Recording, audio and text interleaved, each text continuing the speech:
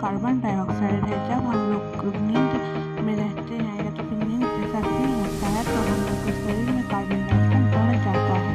जब हमारे शरीर में कार्बन डाइऑक्साइड बढ़ जाता है